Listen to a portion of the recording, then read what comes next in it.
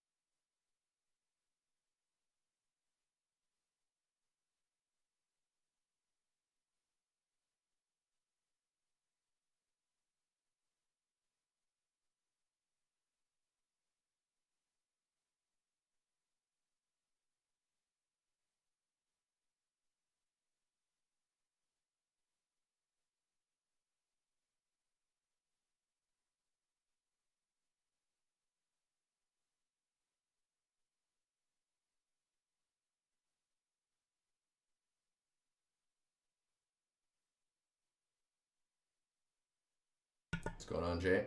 Welcome to the stream.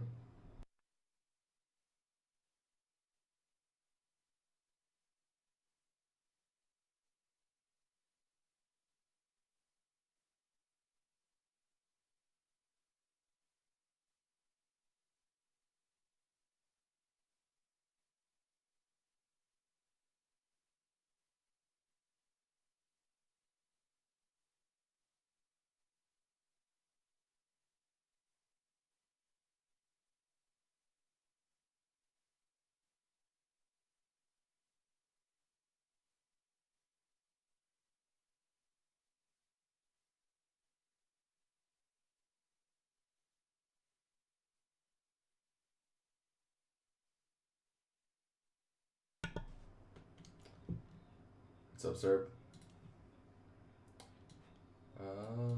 Let's see here.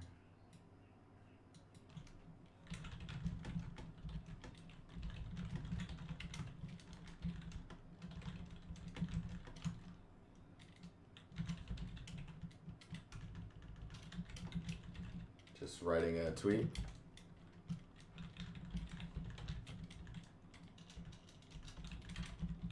Should probably just copy paste these tweets. Dot substance texture.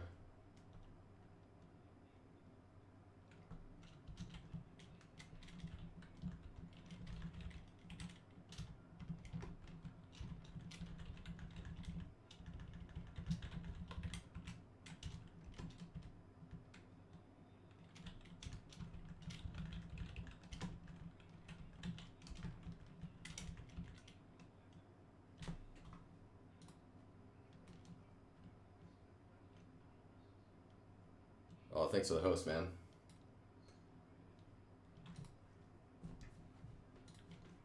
Okay, let's so we're gonna talk about PBR stuff.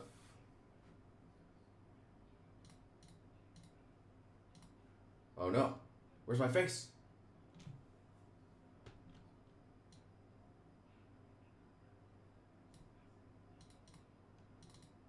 Aha, there we go. Boom! What is going on? Just making sure everything's good. Looks like everything's running. Music's not on again, of course, just so we can get this on YouTube after. Okay, so we're gonna take a little bit of time here and actually talk about Substance Painter and PBR materials and all that stuff, because some people are asking about like some of the more basic level stuff with physically based materials and all that jazz. How are you guys doing?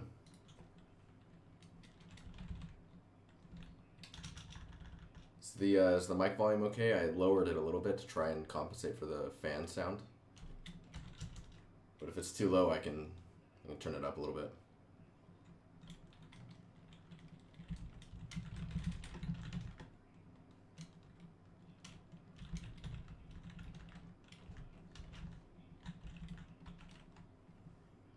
Just looking up an image for roughness. Roofness. As we like to joke about at work, as it being called. Roofness.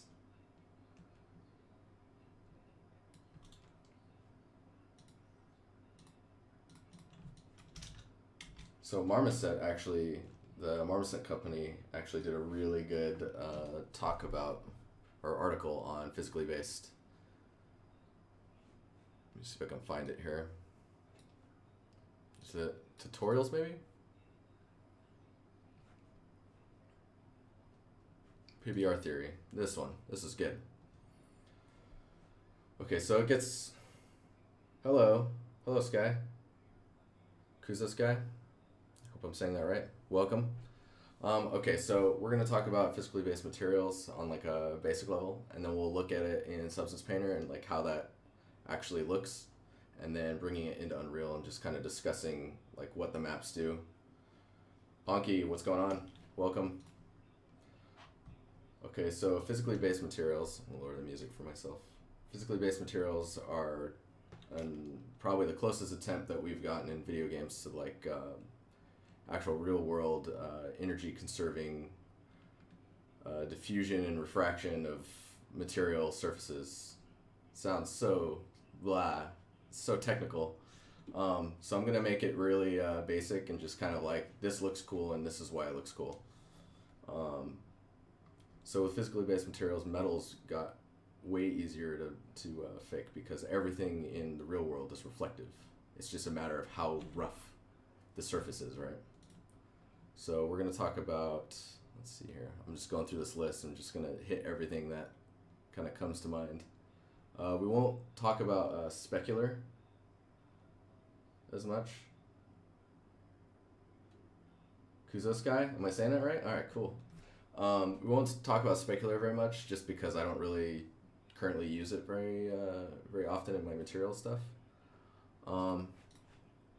Let's see if we can't, maybe I should use designer at first.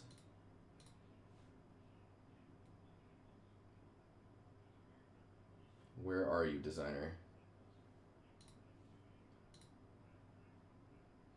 Is it this one? It is this one.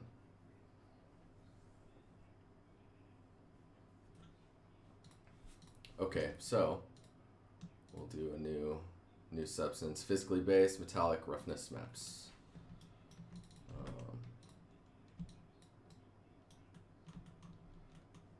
Okay, so don't mind what I'm about to do. This isn't part of the stuff, but albedo is your base color, or it's like your diffuse. There should never be shadow information in it or highlight information. It should be pretty flat, right? So we'll just go with like a gray. Now your normal map, we'll just go with a flat normal map.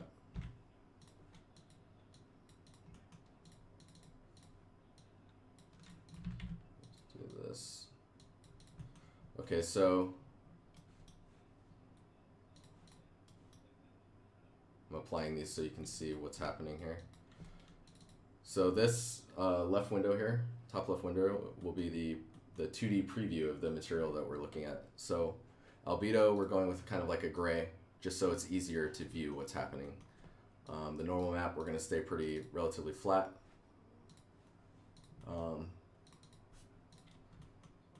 And then where physically based materials get really cool is in the roughness and the metallic map.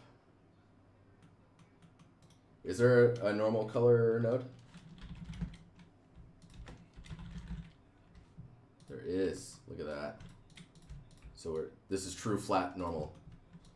It's not going down in space or up in space. Okay, so roughness maps. We'll just plug that in so you can see. So you see you're getting a little bit of a reflection. I'm looking at the stream on the right side here too. As you lower this, a surface becomes more reflective, you can see. So you can imagine, like, if you're looking really close at something like a diamond, I think is the closest we get to like full reflective material. So that would be somewhere in this range. Like, it's pretty low on the scale. as you go up, you diffuse the image more and more. And somewhere around this range up here, you're getting into like sand and dry dirt. Stone surfaces tend to be quite high. As where you go down here, you start getting into metals and dielectrics. Metallic's pretty simple. Metallic is just, usually if it's black, it's not metallic, black in the texture. If it's white, it's full metallic. So you'll get weird situations where you have like a metal surface that's got dirt like scattered over the surface of it. So in that case, then you would have like, here we'll bring in some noise so we can simulate some type of, so let's say that the whiter it is, the more it becomes metal, right? Maybe we need to invert that too, because that would be weird if it was like that. So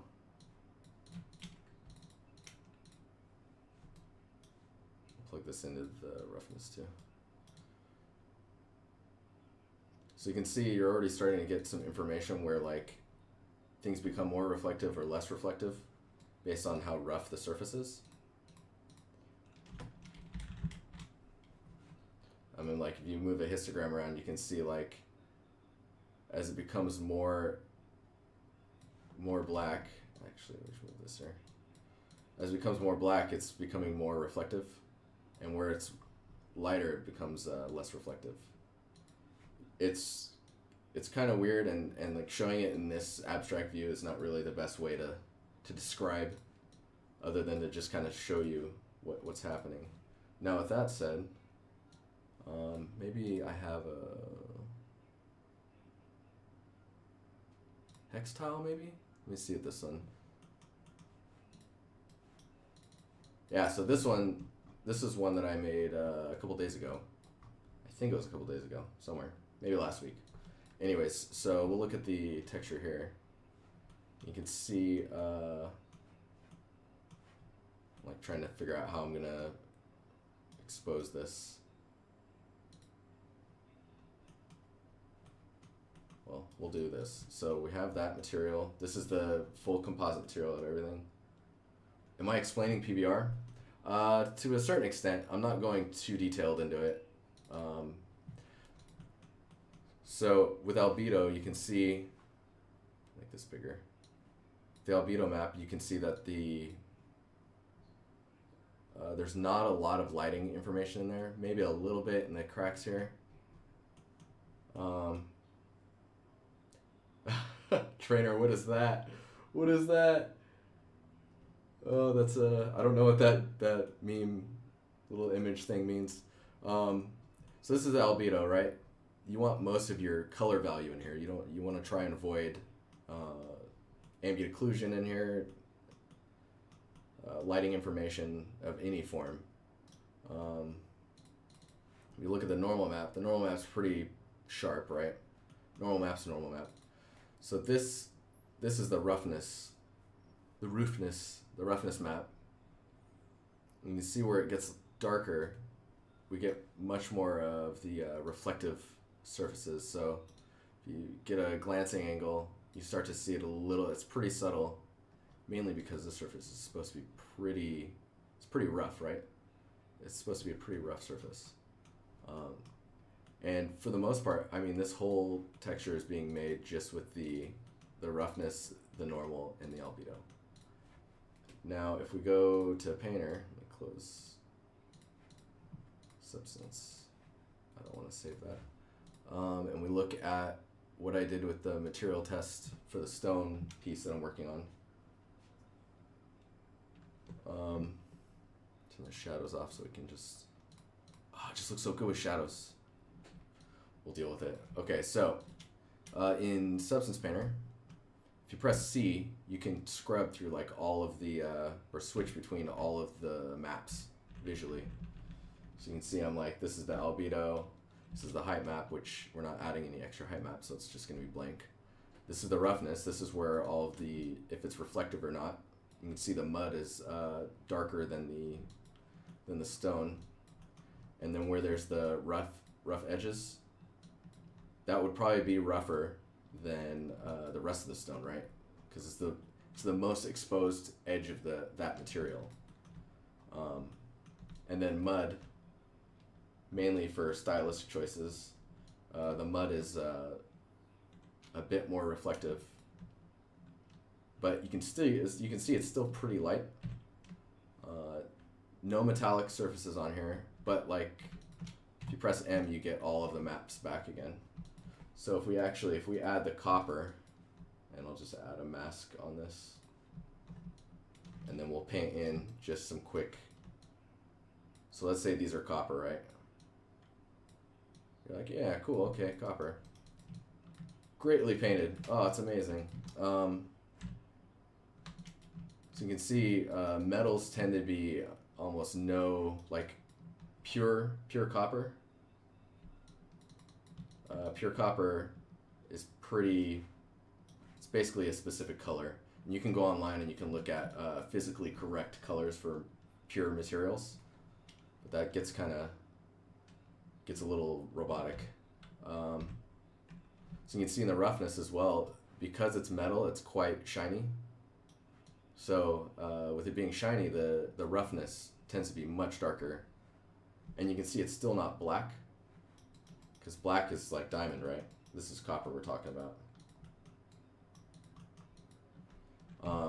And then if you look at metallic, you've got, oh, it's weird. There's like a, whatever that is over there. Oh, that's weird. Anyways, okay, so you can see in the metallic channel, we've now got a texture that's, if you look at it here, oh, these great UVs. You can see that that's metallic and the rest is not. So we'll just delete that layer now. So yeah, that's kind of how that works. I guess I'll just open up Unreal and we'll look at I think I already have it open. Yeah, cool. Okay, so now that we've talked about those maps, look at the glancing angles on this stuff, and you can see where the mud is. Man, this kind of doesn't hold up very close. Down below, you can see it's much more reflective. It's like, man, I wish there was a slower camera move. And then up a little bit further, it's not as reflective. You can still see it's a bit reflective, but everything reflects. Everything does, to some level. But yeah, that's physically based materials, kind of a basic understanding level of them. If we look at the material for this, let's pull this up. Some old school. I don't even think I need that, actually.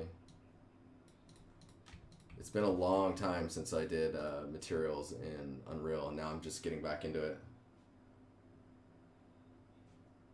Did you use an alpha or sculpt the details manually? So for this specific scenario, I sculpted the details. I actually modeled them in Modo and then thickened them, and then I pushed them into the surface and then just dynameshed it and then shipped them away.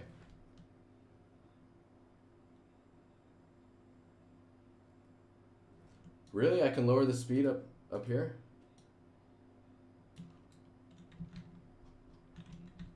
Oh, look at that. Okay, hang on here. Because I was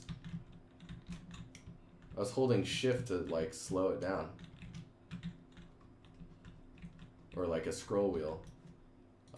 Weird. That's cool. Okay, yeah, so it's much easier to see the roughness and reflectivity at this angle. And then when it's slow moving, you can see it much better. Isn't what not good for performance?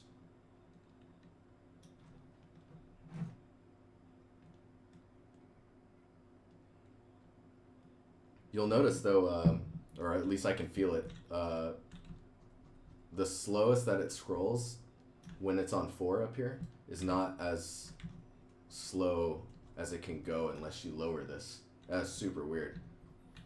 Anywho, okay, so now that we've kind of discussed that stuff, do you guys have any, does anyone have any questions that doesn't really understand physically based materials? It's, what I've talked about with it is pretty, it's like a pretty base level. Pure81, welcome to the stream. I'm looking at the list of people. Roland, yo. Rayo, is it Rayo? Rio 88, yo. Guys lurking. Murders Z Media. Or is it Murders Media? You see what I did there? Murders Z Media. If only it was intentional. Okay. So now that we've looked at this, let's just kind of, we're just going to kind of go and here's the albedo. It's pretty, you can see there's not a lot of lighting information in there, if any. Where it gets dark in this area is just like moss buildup, which is interesting because like the nooks and crannies will almost have ambient occlusion in the albedo, but it's through, you want to make sure that's through material, not through actual ambient occlusion. That is such a mouthful. Yeah, see, I don't really touch the specular or the gloss, at least currently. A lot of the stuff that I do is stonework and all that.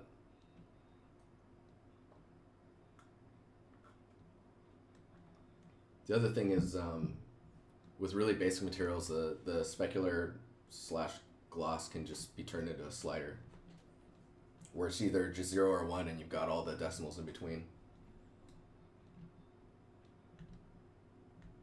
But yeah, spec and gloss is definitely, it's better for creatures and more complex materials.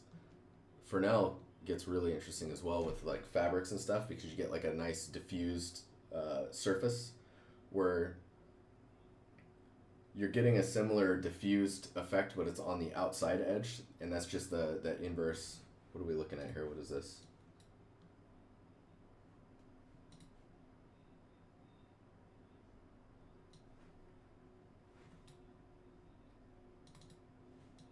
Oh yeah, dude, this model is awesome. So the lighting on it's a bit dark, but we can do like a breakdown of the. So you can see his albedo. It's kind of dark for an albedo, but it's not black, and that's what's important. In your albedos, you should never go super dark, and you should never go super light. You want to stay inside of this, like, you basically want to get your highs and your lows and just make sure those aren't there. This is his gloss, which when things are a wet, drippy surface, you want to make sure that that is present. You can kind of see it on the glancing angles here. It's good stuff.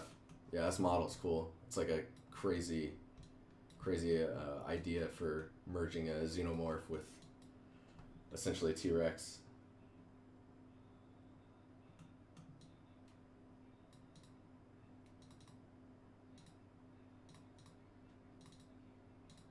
What is happening? Why is this? There we go. Reflectivity. So here's the reflectivity, which is interesting. So if you look at the dripping stuff, the saliva, in that saliva you should be able to see the reflection of the scene that he's using to fill his reflections with, but it's pretty thin. God, this thing's crazy.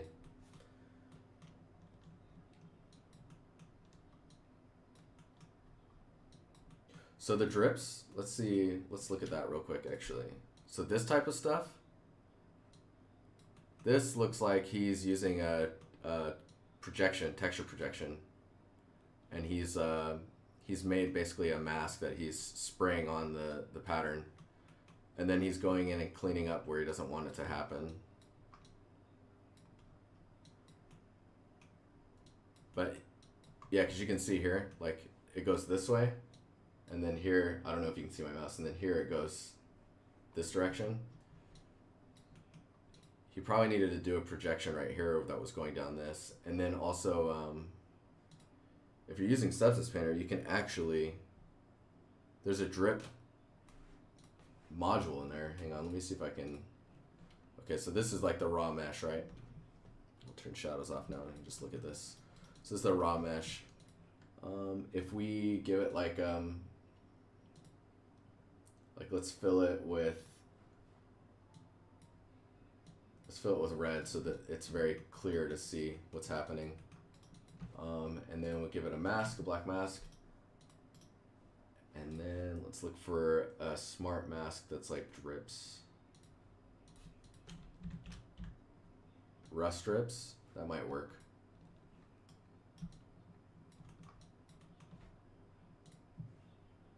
So rust spread, we don't want very few rust points. We want the rust contrasts a little soft so that you get the nice diffused value around it. Let's see here. And you think rust would be really, really diffused in the roughness. So you want to go into your roughness and make sure that that's quite low, right? So let's make the whole thing kind of like a metal. So we'll make it aluminum. And you can see already where that rust is propagating. Now I need to match the color of the rust. Give me a sec here. Just pull it off of some UI or something. This is a Modo UI color. So you can see where the rust is. It's already breaking up the diffuse or the reflective material.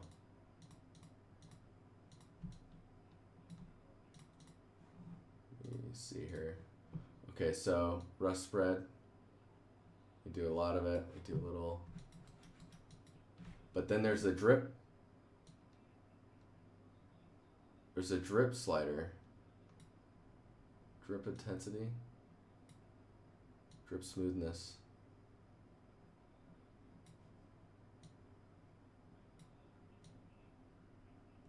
Trying to find like a good.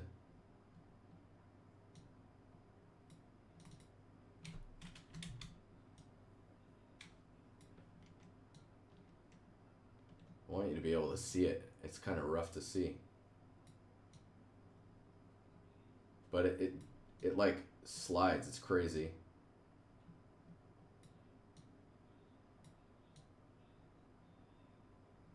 Oh, there it is. It's the intensity.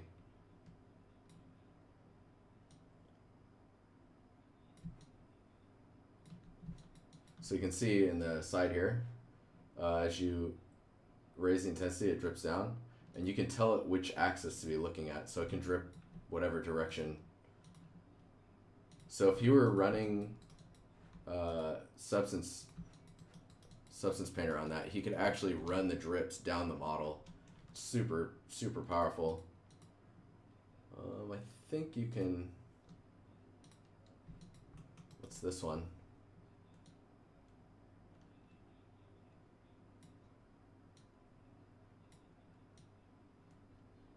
And you can see it's like melting. Oh, it's so crazy. Anywho, a lot of information to talk about.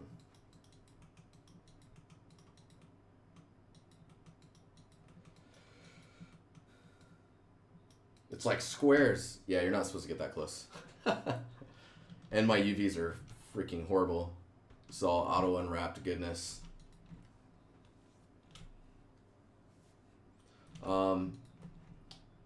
Yeah, so I'm curious what I should be doing in the stream today.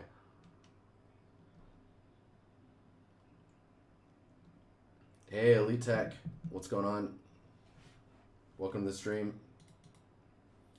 We got a fat amount of people in here today. How are you guys all doing? Joker Unique just hiding in there. Larathon hiding as well. There's some of these names I can't. Quick09, nice to see you. Reads Art, nice to see you as well. Okay. Do you guys have any questions about Substance Painter that you want me to go through, or I'm just gonna start going to town on the rest of the stuff that I'm doing?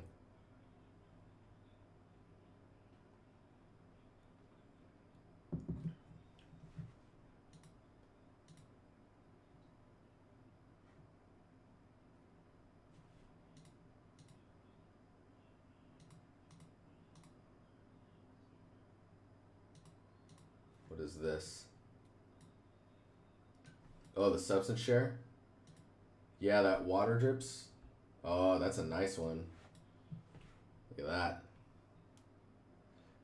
So in that pays attention to the direction as well, right? Smart Tilder creates water drips to tweak size depending on your model. You should change tiling. Yeah, very good. Good stuff. Substance share is freaking awesome. Go ham. All right, let's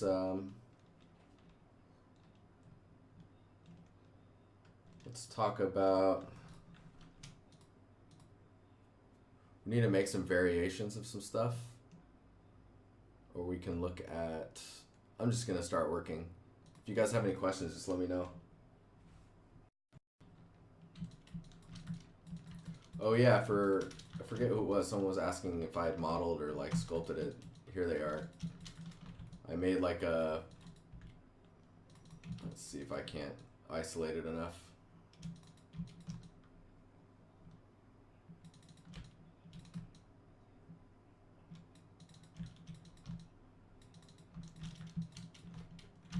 I think this is the group.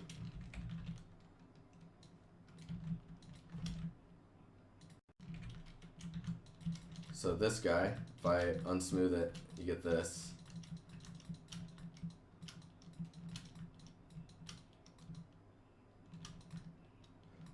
And then when you smooth it, you get that. And I just did that with like your old school poly modeling where you're just like extruding.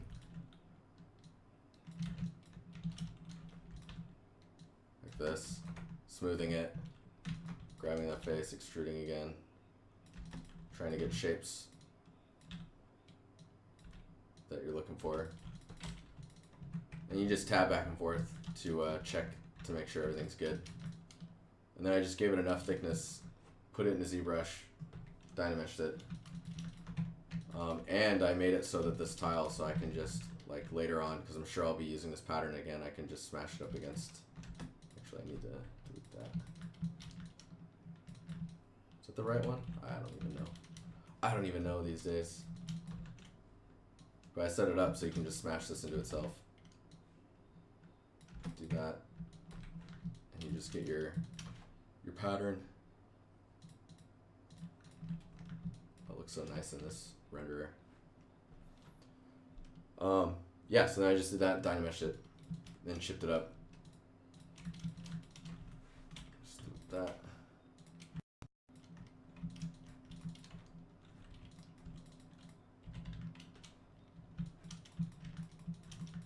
So we do need to bake these guys out.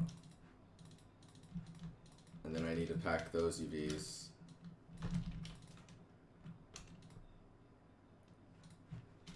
Let's do that actually.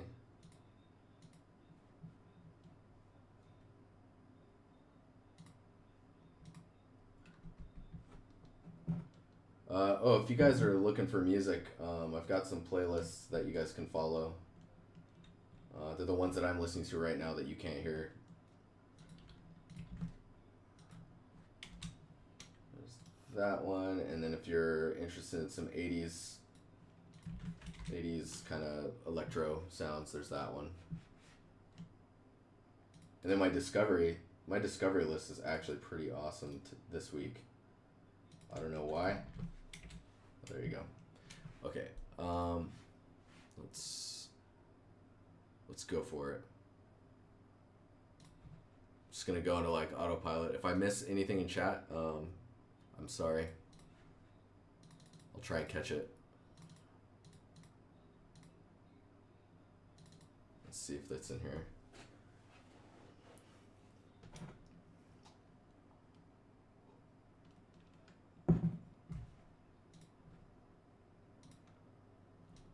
There they are.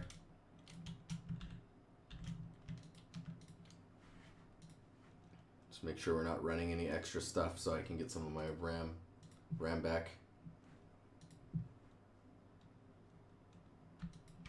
You're loving Modo? That's awesome, man. I freaking love Modo as well.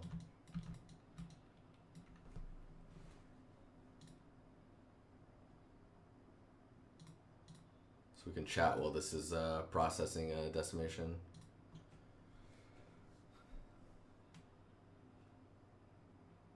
By the way, I'm lurking in the backgrounds. It's all good. Lurk away. Fear, what's going on, man? How you doing? It's not warm in here at all.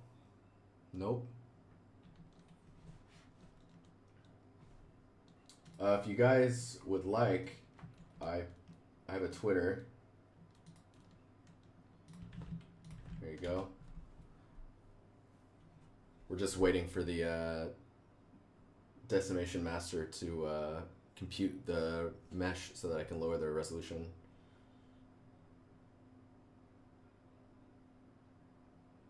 Up to 1 viewer.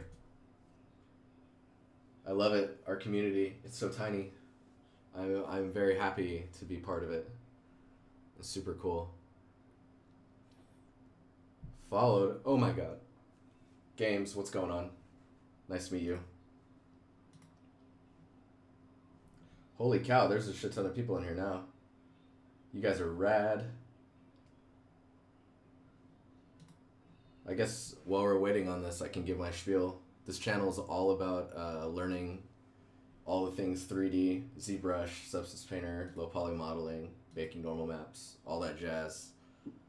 And I do this 2 hours Tuesdays and Thursdays. If you can't catch it or whatnot, but you still want to see it, I have a YouTube channel. Let me find it. Haven't got that part figured out yet. You can see the one from, I think that link will work. You can see the one from Tuesday in there. How long have I been doing 3D? I've been doing 3D art, if you include the time that I was learning it in school, I'm going on like 11 years? No, 12 years. 12 years of 3D. I'm old now. Weird. That's weird. Professionally, I've been doing it for 9 years. Yes, 9 years. This is still computing, so we can talk more if you guys want. Yeah, I need to get that all set up. That's a good idea. But yeah, I plan on fully supporting my YouTube channel. So every VOD, this is the reason there's no music, is every VOD will go up onto YouTube, and I'm working on the intro and all that stuff as well. You get a channel description in there, a video channel description. Just full on education mode. And my voice, my deep voice. Is it done yet? What's happening here? It's killing me, Smalls. There we go. Glorious. It got scared because I started freaking out. Okay, so let's bring it down. Let's bring it down to like 5% of its original resolution. So let's see here. Look at that. Oh. So good. So good. So there's not going to be a lot of low poly work on this. I might want to do that little cut in. Best advice I could give for someone that's just starting out. Communities. Join communities. Like what you're doing right now, this is big. And then first to that is practice. Just keep doing it. Get addicted. That's the goal. You get addicted to this stuff and it's not work anymore, and then you just get better over time. You get good. And then ask questions, take critiques, okay? Don't get upset about people saying that your stuff looks bad. Those are just harsh critics. Let's export this guy. Yeah, those are just harsh critics. They're not as, constructive about what they're like. Instead of saying, "Oh, your thing is shit," they should say, you know, this is why it doesn't look good. Because if they're saying your stuff is shit, they're either they don't know what they're talking about, or they're too lazy and are already kind of jaded to give you the information you actually need to get better.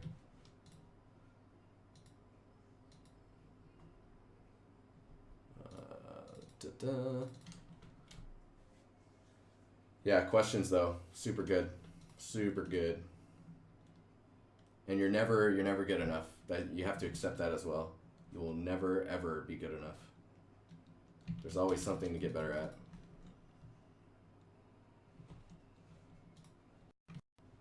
Okay, so if we go back to this one, we have these guys. And normally, in real production, you probably wouldn't UV set each one of these. I mean, they're basically the same piece. But that's the joy of being at home and doing your own stuff. Is now you can be absurdly inefficient because it just looks cooler to you, and there's no deadlines. Don't worry about things needing to be low poly enough. You know, there's a turn, there's an edge turn thing in here. V, spin. There we go. Much easier. Hide the high poly so you can see what's happening. So if I press V, it just switches the triangulation of the quad that you have, or the edge that you have, to its quad.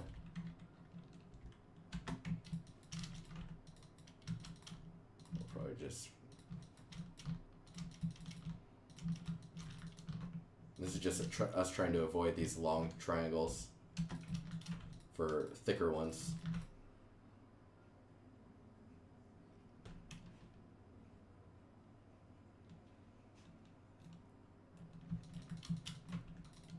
Yeah, the other good advice I would say is 3D rendering packages, or like 3D modeling software like Modo, Maya, 3ds Max, 3D Code, ZBrush. You will have to learn all of those at some point if you end up becoming a professional in this stuff. That's just how, like when I went to school, it was Max for a year, then they switched to Maya, so then I was Maya for 3 years. And then I got my first job, and they were a Max and Maya studio, but I liked the Max artists' quality, so in order to learn what they knew, I had to switch back to Max. And I was Max for 5 years, and then I went from Max to Modo at Massive. It's just crazy. You have to be willing to free yourself of your software. So the command is V. It just switches the triangulation direction. So if you need to, you can flip that around. Super good. And sometimes you'll notice the little button has a hotkey next to it. If it doesn't have a hotkey and you really like it, so this is a good tip for Modo users. If you select it, you click spin, and you're like, oh, I like that. So you click spin. Down here, oh, this is going to be hard to show. We'll do this. So down here, you have this stuff. If you go further down, there's another edge, sneaky. If you pull it up, you get command history. And we'll just do this a couple times so that it goes up onto the top of the stream. So I'm just flipping the edge so you can see the history. So you can see spin quad pairs. If you select that, right click, map command to key, you can put whatever hotkey you want there, and then hit OK, and now it's that hotkey.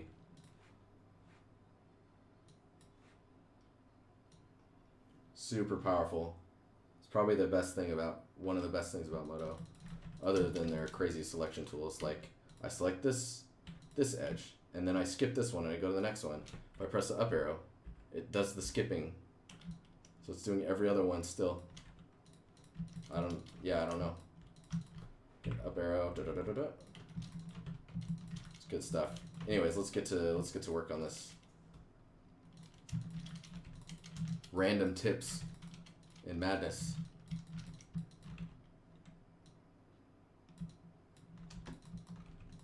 See, some of this stuff is shifted.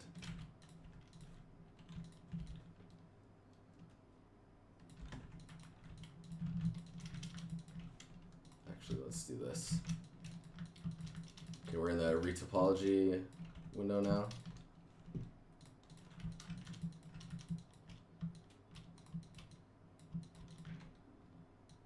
Just gonna move these around.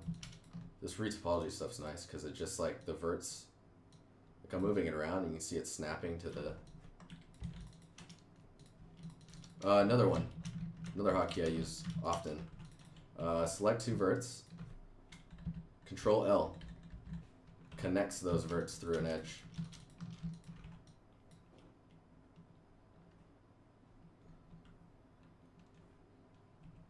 So I've only been a Modo user for like a little over 2 years, something like that. Just how we're gonna do this. Oh, it was like choking. It's like, don't die.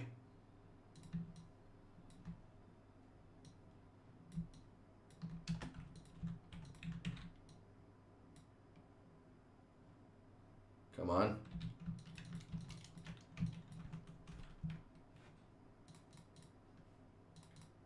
I need to make a hotkey for the merge, so I do that often. I really like the paint selection in the Modo as well.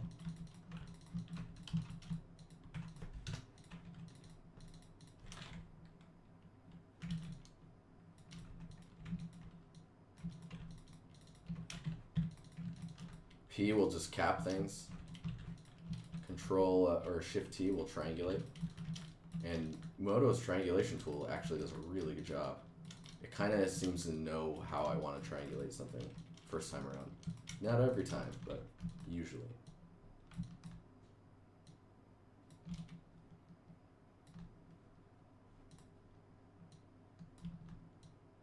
I also really like that the move tool just kind of goes wherever you want.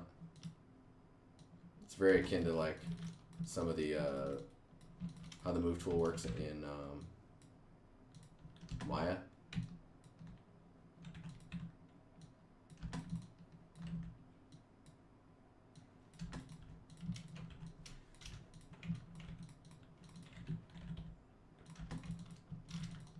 We're keeping this stuff pretty low, it looks like.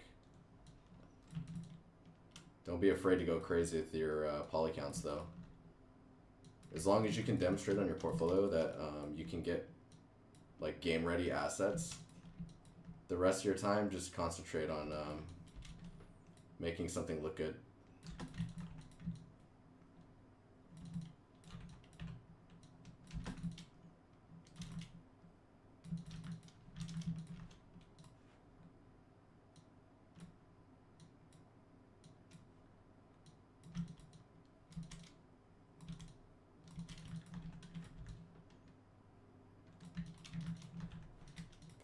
If you select the edge and you do Control Backspace, it will merge the two verts together. I'm too lazy to install it. Lazy is your worst enemy in this industry, man. Every studio I've ever been at, you know, the ones that are lazy, those are the ones that are slowly dying. Don't be lazy. I'm calling you out. No, but really, don't be lazy. It's bad. If you really like Modo, switch to it. Use it. If you really like another package, use it. You're only holding yourself back from becoming the best that you can be. That's like the most adult thing you'll ever hear me say.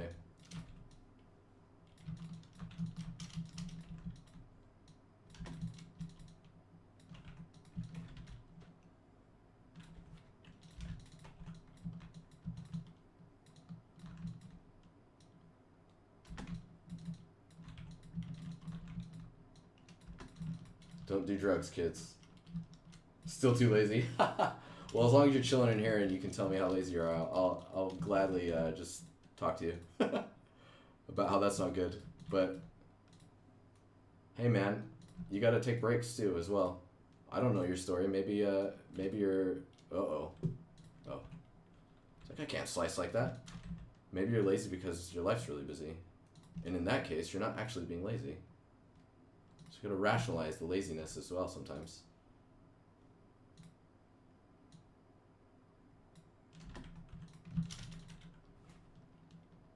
Add that. Getting some crazy edges here.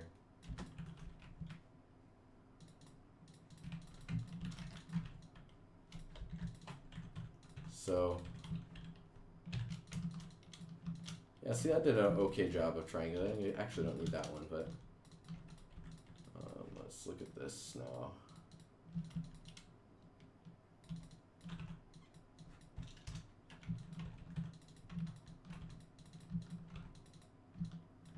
Uh-oh.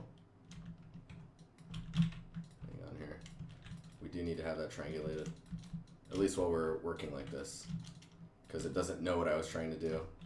So I just cap that and then just start rebuilding like how I want it to quad. You see, like that. That's fine. This actually needs to go in.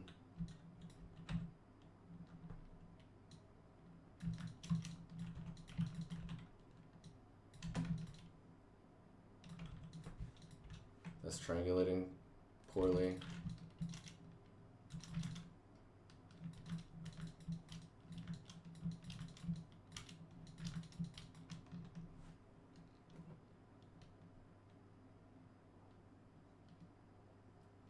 Dude, truth be told, I don't actually use the fusion tool almost at all. I mean, it is a really good feature. I haven't had a need for it.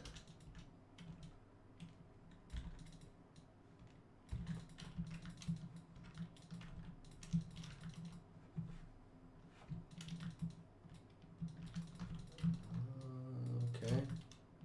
All right. Okay.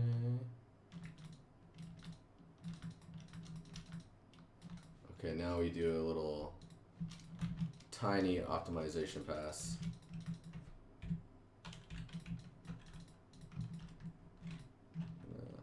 Holding Control and 1 will give you, you can turn your grid off, you can toggle verts on, you can toggle your wireframe on. Control 2 will give you shading, so like default shading, you want textured, you want shaded, you want wireframe. Reflection, so you can see how your normals are calculating. Usually I sit in default.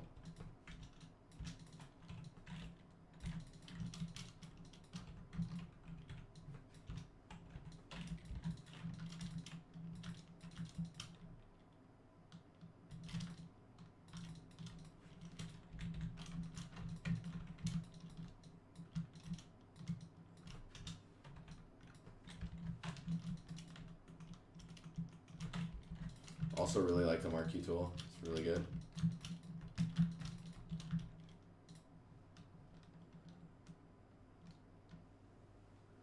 You always have to press spacebar. Yeah, I did have to get used to that. It's pretty rough, man. At least at first. So like if you select a vert, you press the move key and then you do that. It's still live. Like you can't get rid of the until you hit spacebar.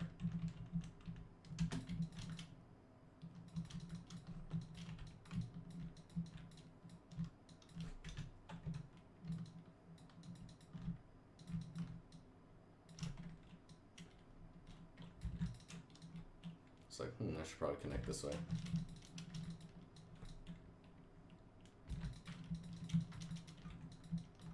That one's okay. This one.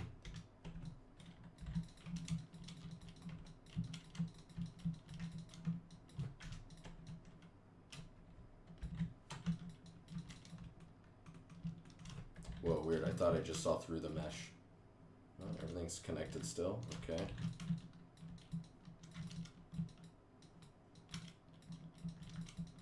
Wasn't one of these, yeah, there it is. I was like, one of these has a crazy, like, cut inside of it. You can change the axis identifiers. So, like, if you want Z to be up, you can just go into the settings and switch that. But, yeah, by default, up is Y. For a while, Unreal would import incorrect with that. I think now it pays attention to what stuff's coming from.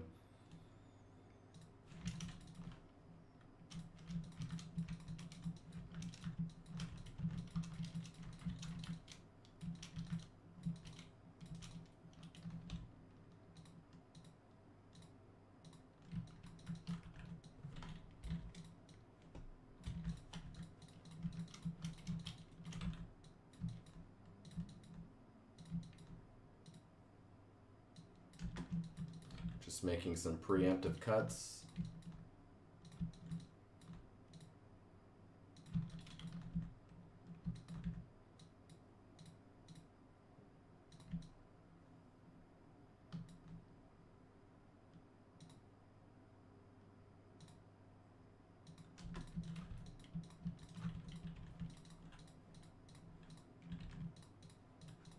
Triangulating these so that the shapes don't get lost when we delete the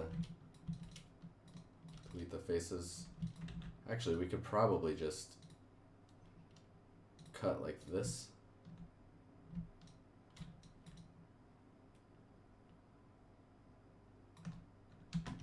That one's gonna get weird.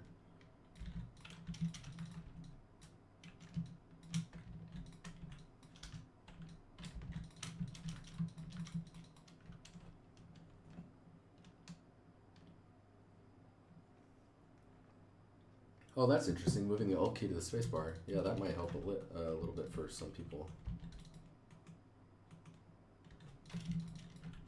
I'm going to just delete that one and this one. And we'll figure that out in a second here.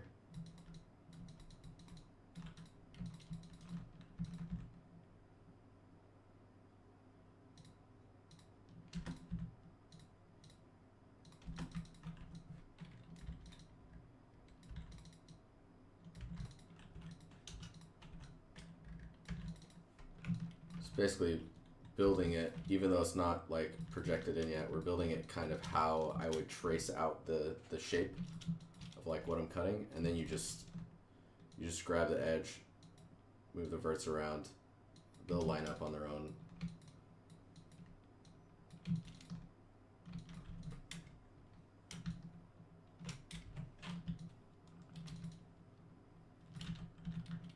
It's actually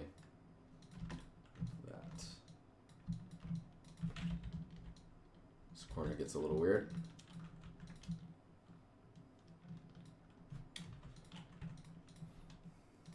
Let's see how we deal with that.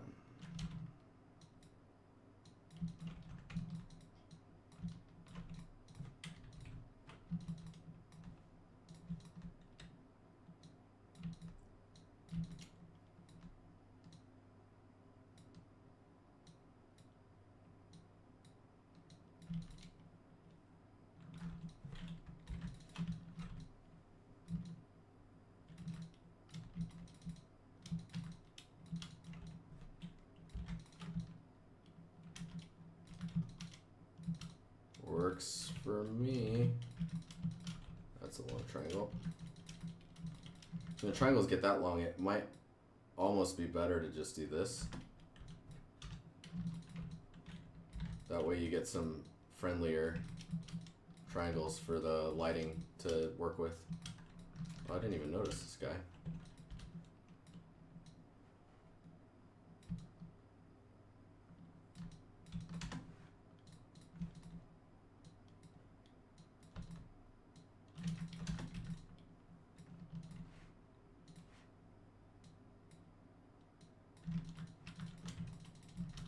All right, I think these guys are set.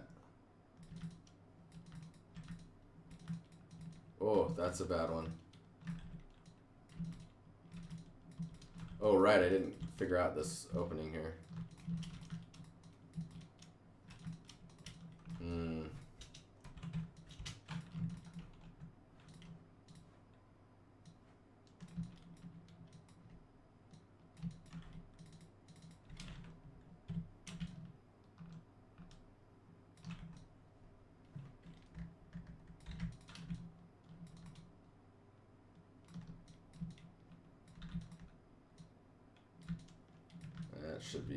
That should be okay.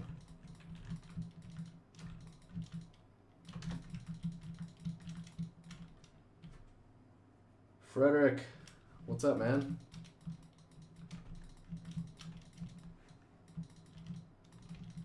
All right, so now we're gonna do a pretty basic unwrap on this stuff.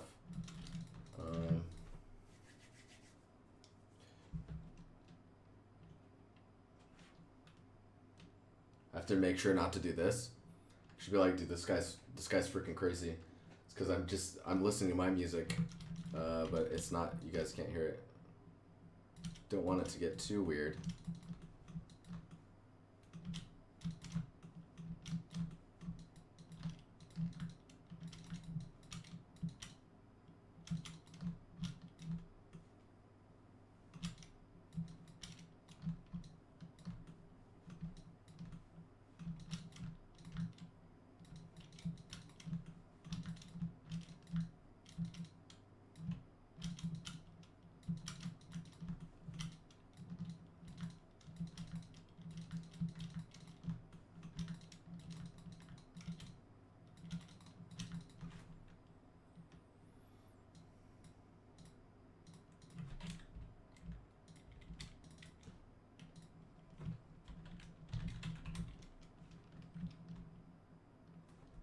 Smoothing groups. There's no smoothing groups in Modo.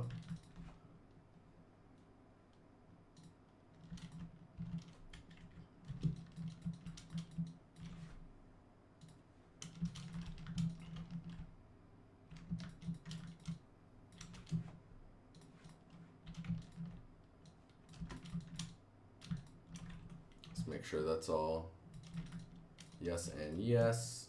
All this down here. Basically getting this simple stuff out of the way. The back pieces.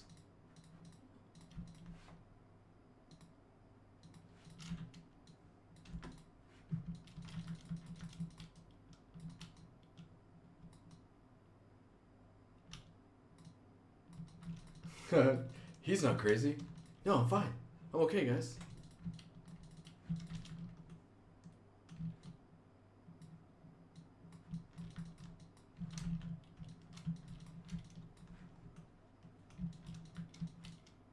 Alright, this is where it starts to get a little funky. Let's, we'll grab the tops of these.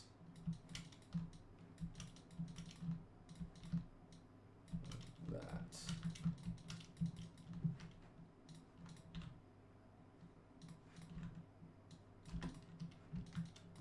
And then the rest should be pretty, well, we'll select that and then invert the selection, and now we have all this. Should be the leftover front pieces, which are probably the most important part. Alright, so now we got all those, select them. I'm gonna relax them. Gonna orientate so they kind of straighten out a bit. Normalize them so that they're all the same texel density. This is this normalizing is this UV stuff is a script. And then you can give them the proper scale they're supposed to have, like pixel to centimeter ratio, I think is what it's called. And we'll just pack this.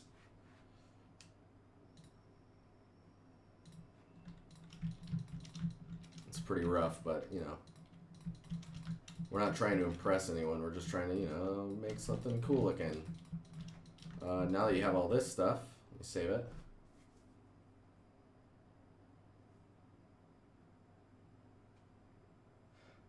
It might be getting really laggy because you might be having snaps on, and it's trying to snap to every vert behind, like on the really high poly mesh. I could be wrong, but I've experienced that before. Select all these faces, and then you want to look for the game tools. Oh man, I always tear this window out for some reason. We're going to lay out.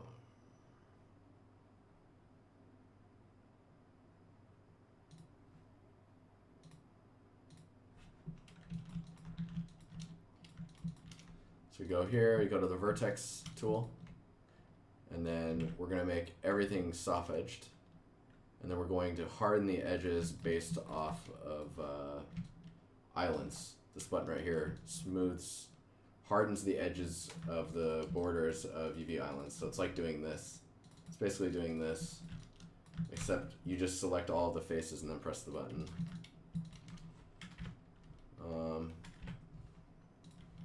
Now that that is done, let's go back to ZBrush.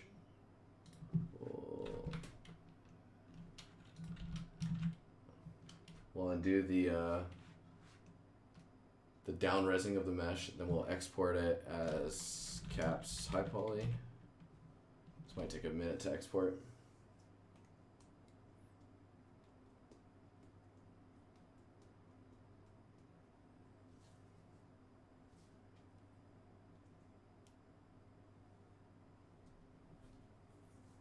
Oh, that's really weird then, reads. I'm not sure why that's happening.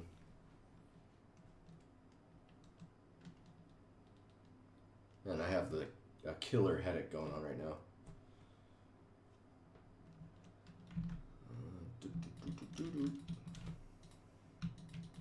Okay. I'm all trying to use Modo controls in here. It's like, what? Why does it keep snapping? Let's actually see if this works. Okay, so we'll grab all these meshes. We'll open recent. We'll go to low poly combine. Paste it in here. We'll call it part 2 LP. We'll give all of these the same material. Combine.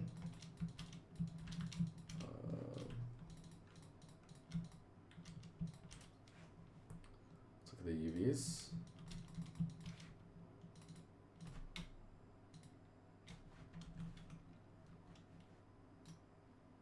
Copy those. Paste. We'll delete this UV set.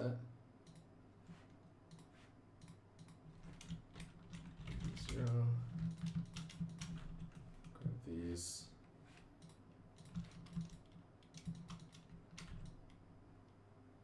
I'm going to grab all the unimportant polys.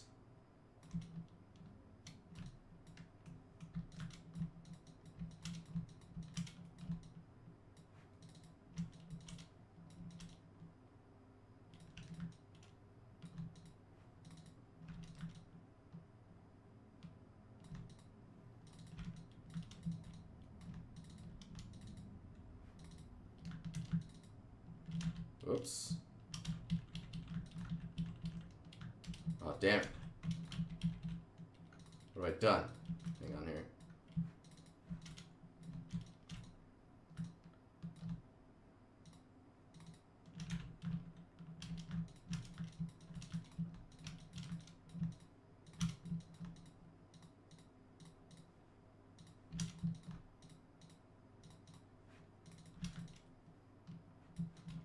Those are technically the unimportant polys, if you want to call. Like, you can't see them really, and like these will be tucked away. This stuff will be tucked away.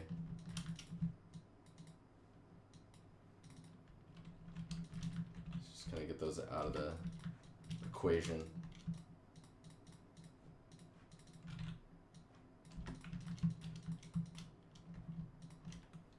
Grab all these. These are the important ones. We'll pack these again.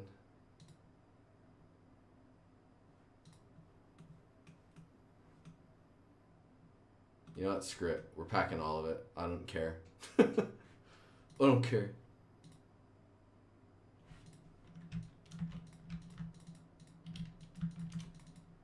Oh, look at this guy. What's going on here?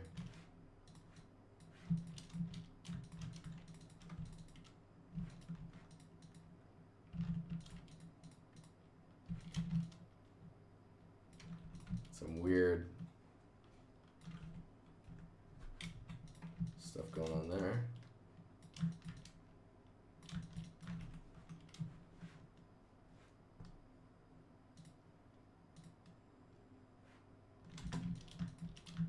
Still super inefficient. YOLO. YOLO. Not gonna care. Oh, this needs to be 3. There we go.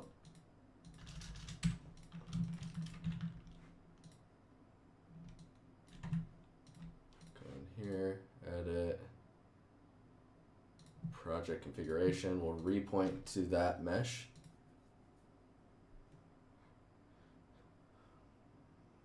And then combine, say okay. UVs are probably going to be different. It's fine.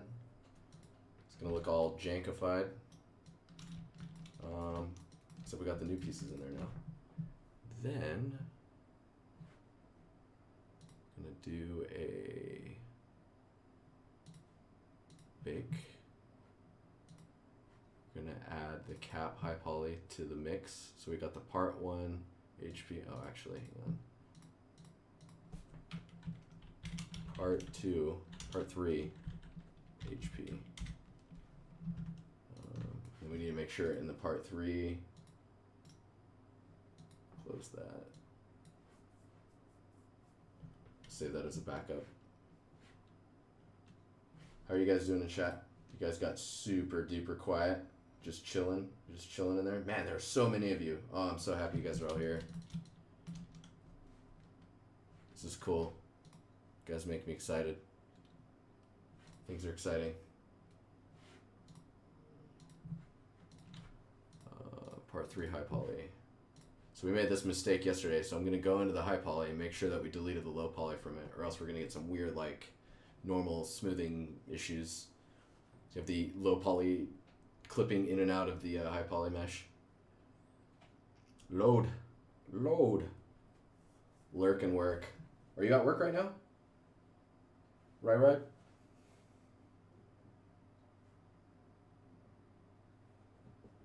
Fellow Modo user, Binary Latin, is that your name? Yeah? I like that name. That's cool.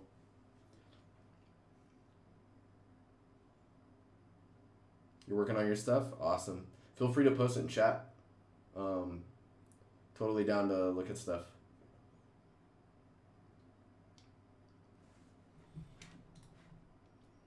Come on. Open sesame.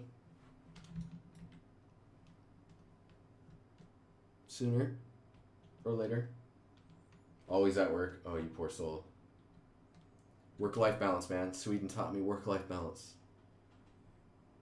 Dude, the first week I was at work, I got pulled into a meeting because I was working too late.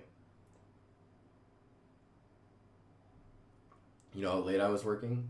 7 o'clock. It's like, you need to calm it down a bit. Just, calm down a bit.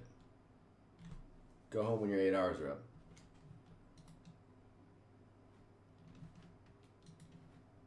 I was like, culture shock. Oh my god, come on, Modo. It's not that high poly, get out of here. It's like choking. Oh, that's why. So that might be a problem, because your verts are visible.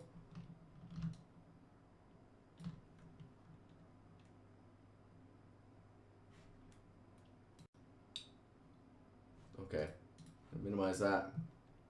Part 3 high poly. Come on, get added. And close that file. Okay, so we got that one. Actually, parts 3 high poly, we're gonna move to the Google Drive.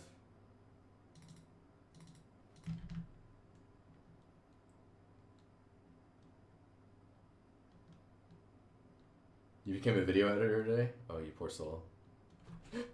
Everyone's a poor soul to me. No, I'm in the same boat. Poor soul.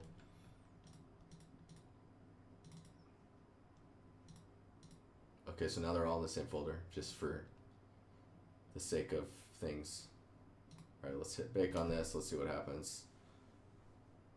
Watch it fail. Watch it fail. Come on. Well, you can have multiple high polys.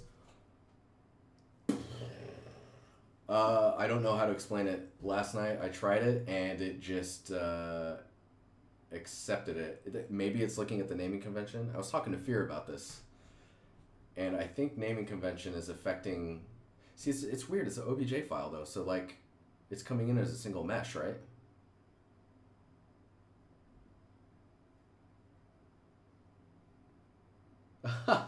To make a game trailer in After Effects?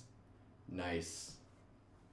I have a concept artist friend, and he had to make a intro trailer sequence for a AAA title.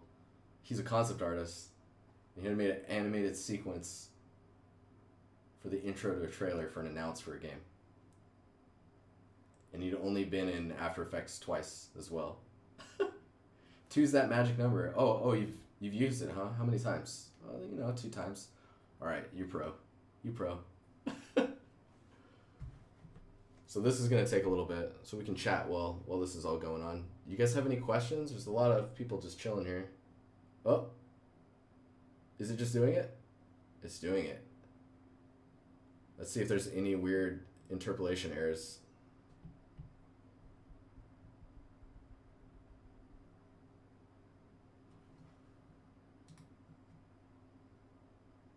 So OBJ can have layer stacks, huh? And it will separate out. So like if it was part 1, part 2, part 3 in the OBJ, it sees that. I think that's what's happening because I'm naming the high poly meshes after those. So maybe it's interpolating between them.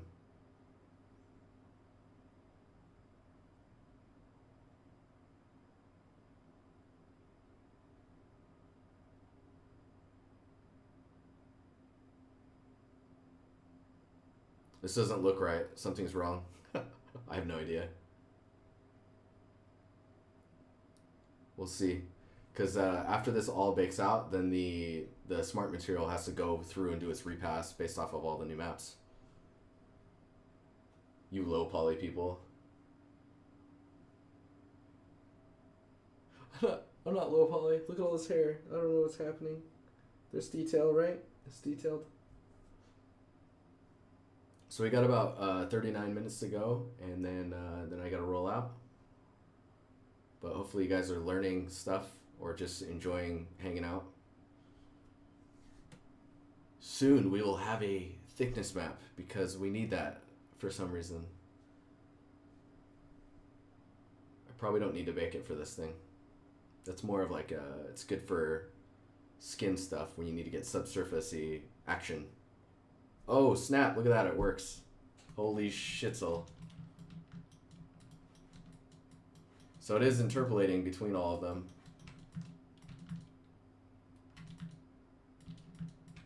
We are getting some bleed up there. Oh, that's just the edging.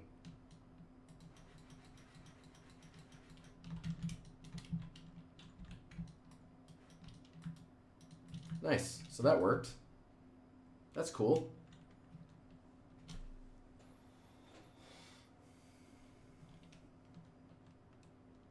See so check this out. Like you're saying, the underscore high, underscore low. I'm just putting underscore HP and underscore LP. So I'm not even following the naming conventions. And matching, I'm just saying always. Not by mesh name. So I don't know what it's doing. I just know that it works and it's awesome. Let's save this. So we'll save this file once it's finished saving. You like how the bottom part is dirtier? I like how this little middle piece is super low res versus the rest. It's a good thing you're a character and you look at it from like this far away. Okay, so we'll go File, Export Textures, Unreal Engine 4 packed. Wants to be a Targa, and we want to export it to Temple Substance Export.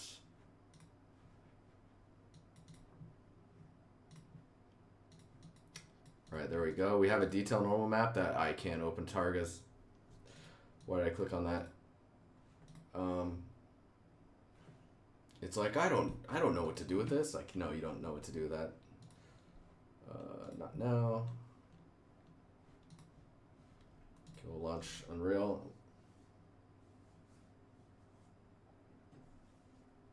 No one will notice. Detail normal on top of that? Yeah. It'll probably be dark down there anyways. That's one thing you have to think about sometimes. Like, should I put all this detail in here or should I just not give a shit because no one's gonna see that spot?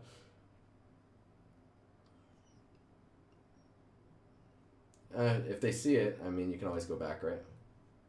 Okay, so this guy.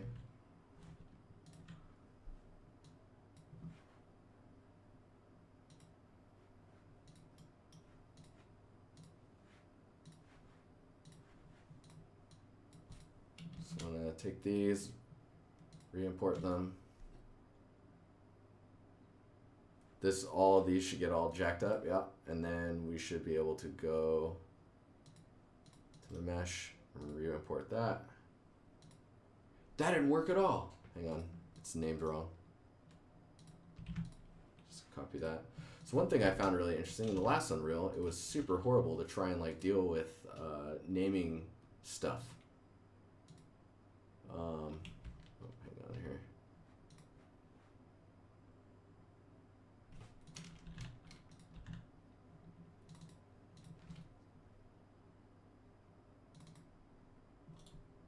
I'm like, where did I put it? Open source location. Oh, it's in this mess. Okay. So I like that I can just duplicate.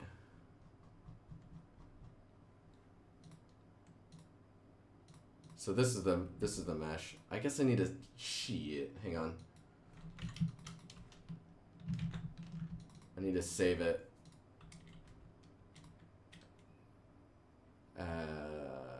You can just save on top of the mesh and it's just good. You're like, oh, all right. So if I just save on top of that one, it's just like, oh, okay, I know what you're doing.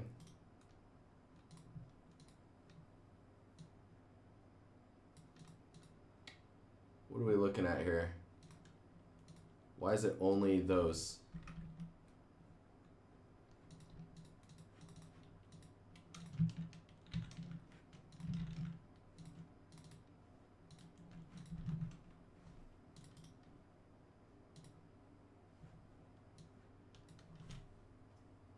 That's weird. I have no idea what that means.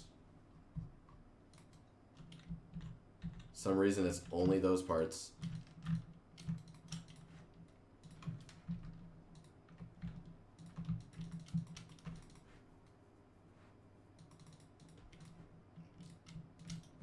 Maybe I need to export selected all of them.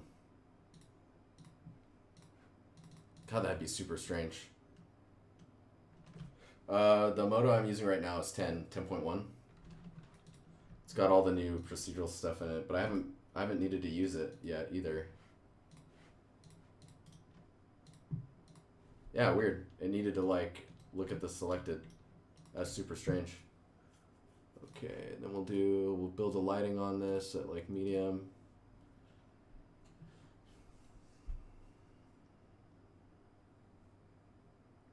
So we'll do this really quickly. I need to build a little statue, guys, to put in these little things here.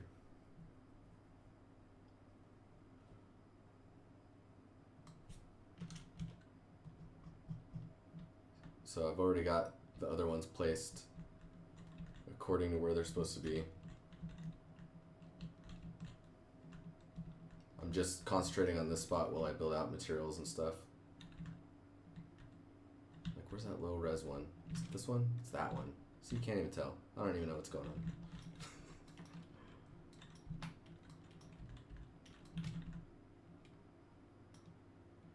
Yeah, so I'm just going to keep working on this scene. Who knows how long it's going to take. But all of this will be VODed on YouTube and all that jazz. Should be fun. I'm going to build this giant tree thing in the middle. It's going to be super, super good times. And time consuming. Good practice though. Good practice. There's no ambient light in here, so everything's kind of dark when it's not like near a light source.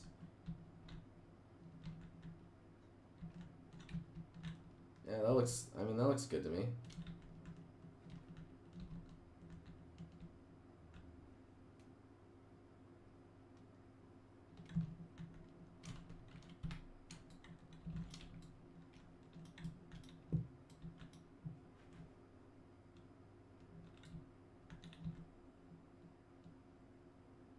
If you made a random statue and you sent it to me, sure. I mean, if it looks good enough, I'll be really particular. I'm sorry.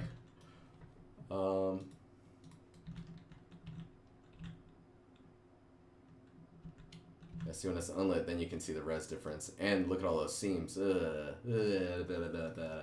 Gross. Yeah, you don't see it from over here though.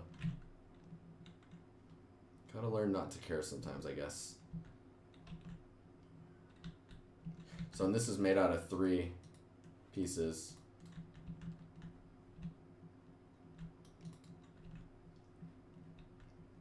Let's see, we can probably start building the corner piece. Like this one. Seam! Yeah.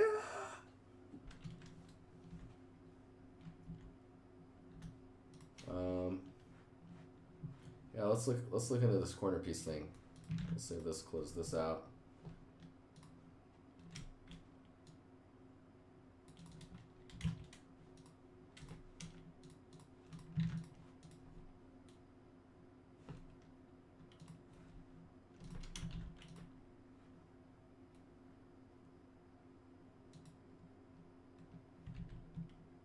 Alright, so these aren't Dynamesh, which is good.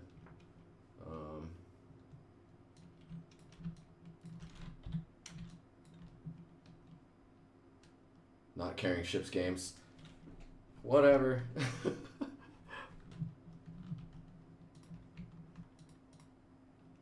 You're like building a game and then you're like, oh, you gotta prop everything. Everything's gotta be super detailed. And then like, there's a wall like where no one can get past.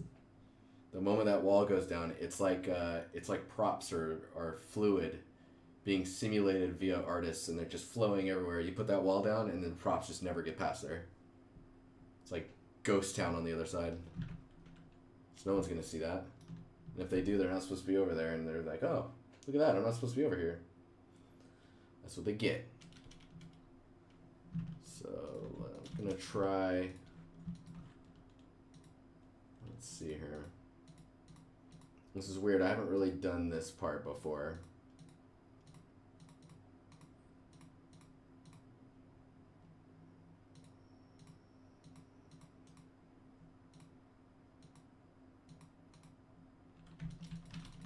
So we're gonna take this piece, export it. Oh, it needs to be an OBJ.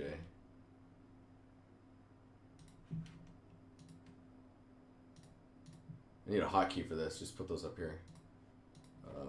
Corner, platform.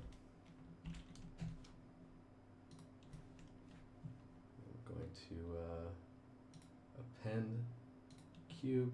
Select the cube. Import corner platform. Okay.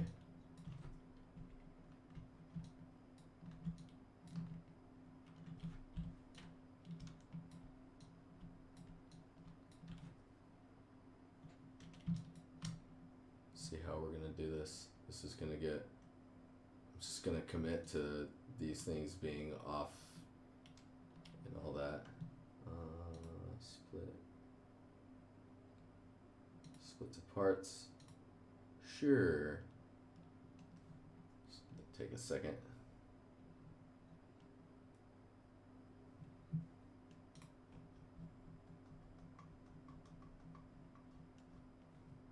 Man, I can't even see all the people that are in this stream chat now. This is weird. Never had that problem before. There we go. Okay. You guys are awesome. Okay, so these are all split up now.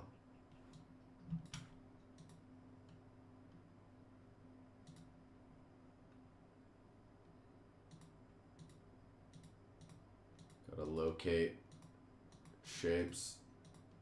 There we go. Okay, so this one needs to go up.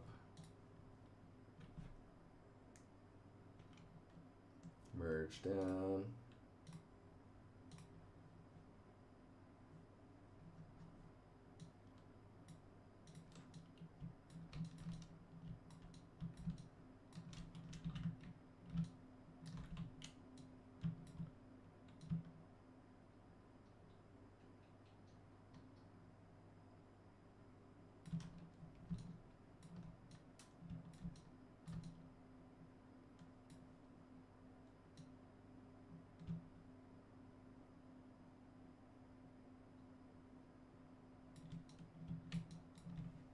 Dude, this is gonna get weird. I don't even know if this is gonna...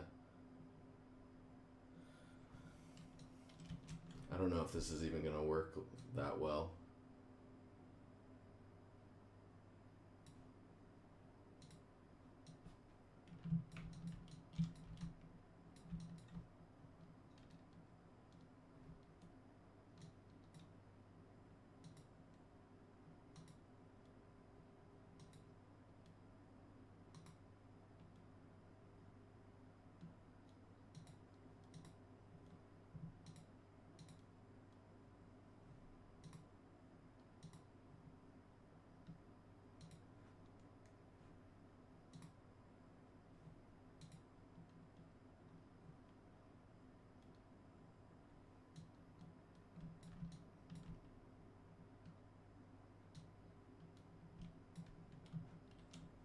So now that I have these two pieces,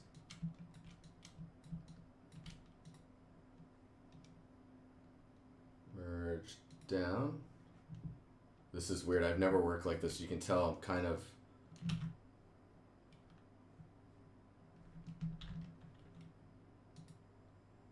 It's a bit jarring.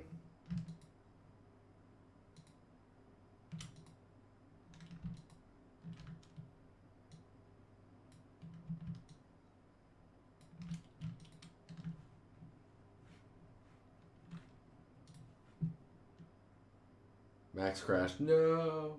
I hated that. Hated that about Max. The crashing. We actually need to look at...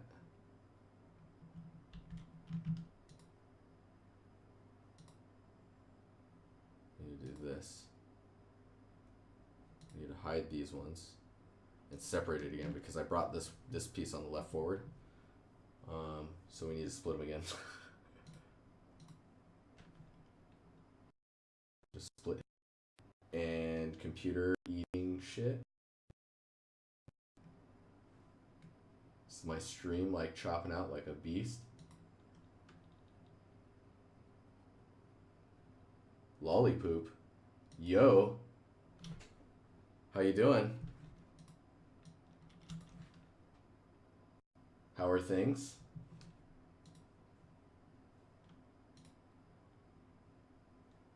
That username, man. Oh, man.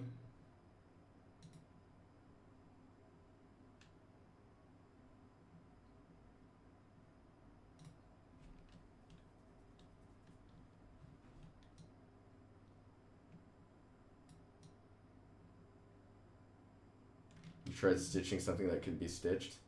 That sounds terrifying.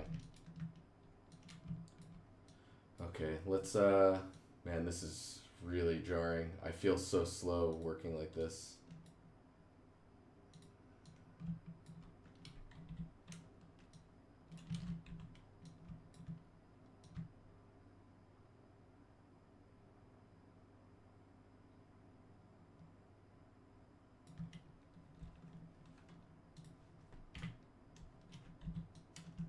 Okay.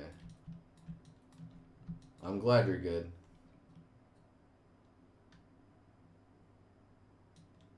You're trying to make an emote? That sounds awesome. I've never made an emote. Okay, now that these are lined up, I can merge them.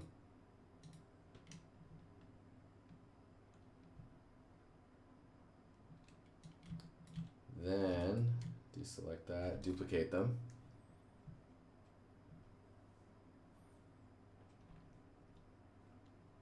Like my brain, hate that feeling. Rotate.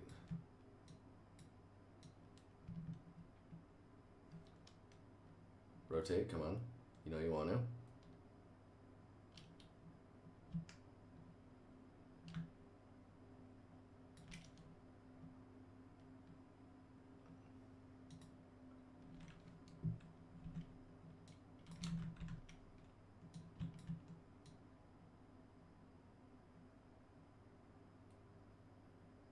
I'm like, okay.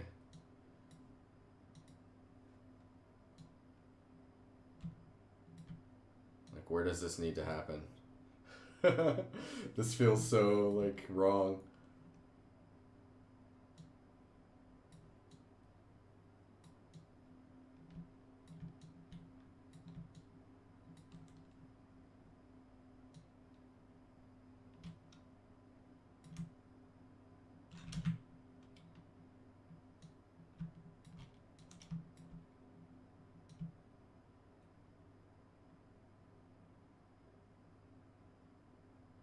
No, I can't work like this. This is ridiculous. This is so like jarring.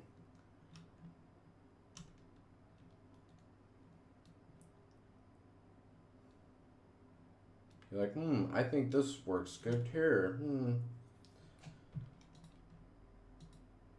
I think what I will do is delete this one.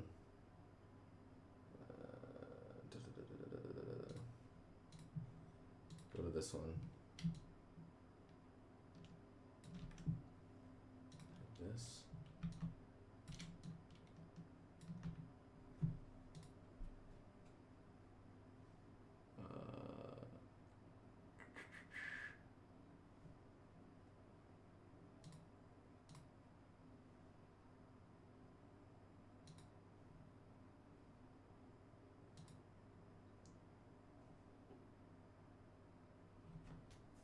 Wonder if that'll work. Oh, that'd be crazy. So I just did a grab doc. I'm gonna export that. We're gonna export that too.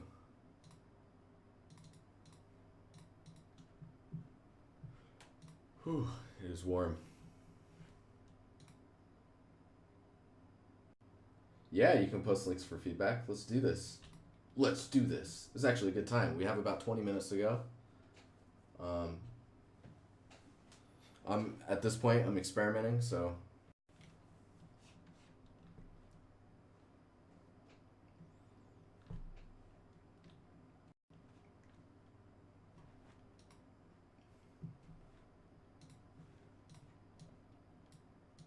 let's see what we got here.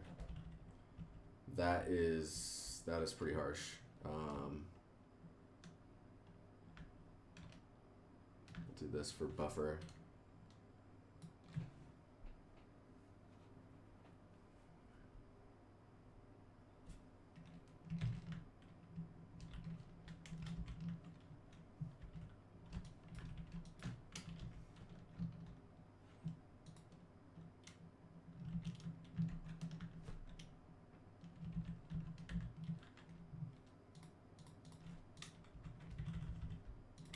I have no idea if this will work.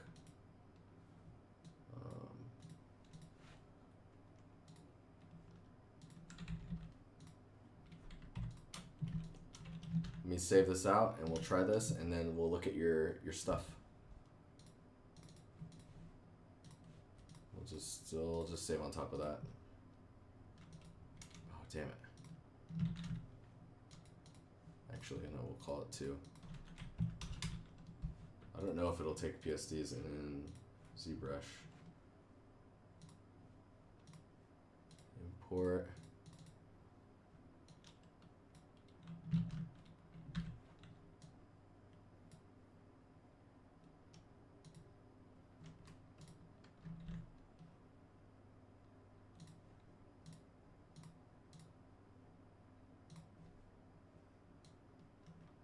Haha. That's hilarious.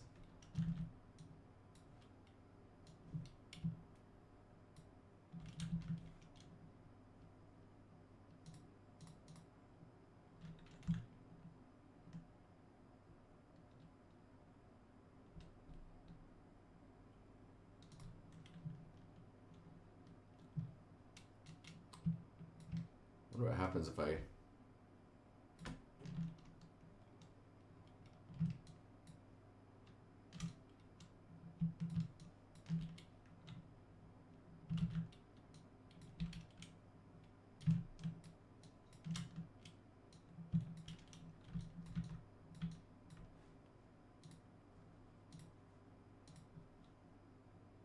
Oh, there we go. I lowered the range like quite a bit. I did not use a stamp. How you doing, Kiori? Give me a second here.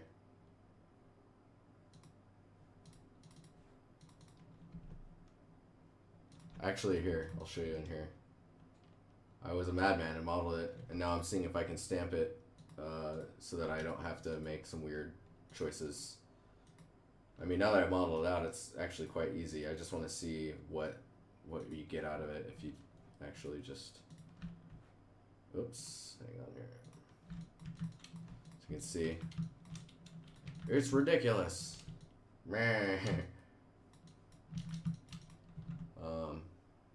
What we're looking at now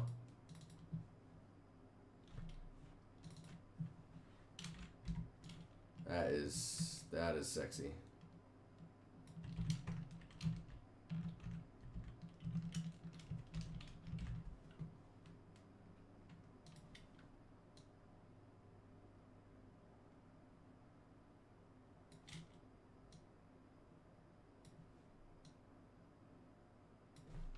Gonna add a little buffer.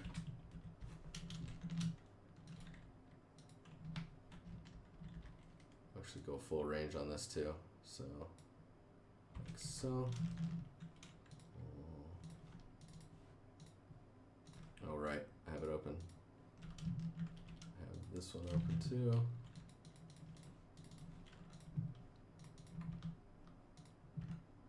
Okay, last test, and then I'll look at your I'll load it up now too.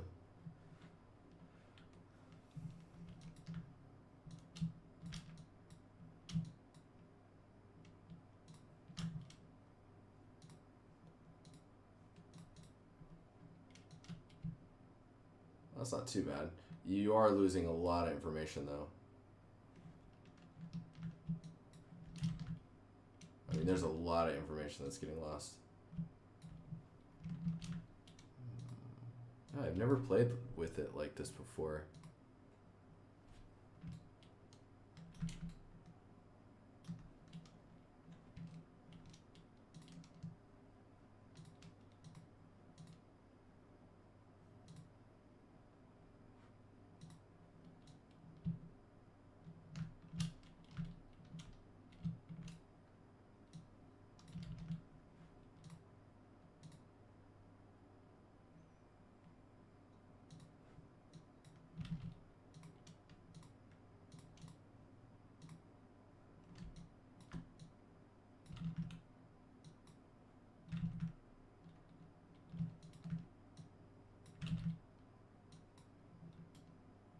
Oh, that is weird.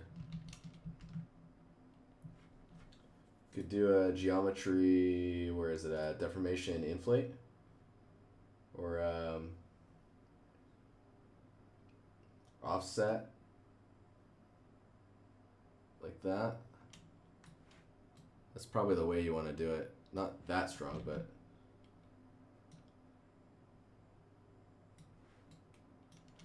Do that, and then tad smoothing. Yeah, that's probably good. Okay, let's look at this awesomeness.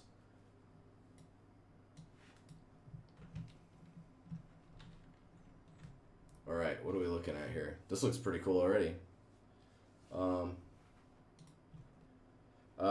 ZBrush does not support vector displacement currently. Man, I wish. That'd be super cool. Love some people, dude. You nailed it. I didn't even look at your message, but that's exactly how you probably should do it. That's what it looks like anyways. I need to make that mask too so it doesn't diffuse the image, so you get the full length of it. This looks pretty cool. Mr. Binary, or Mrs., I have no idea.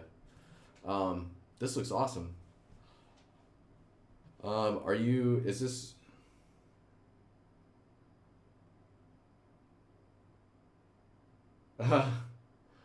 let's see here.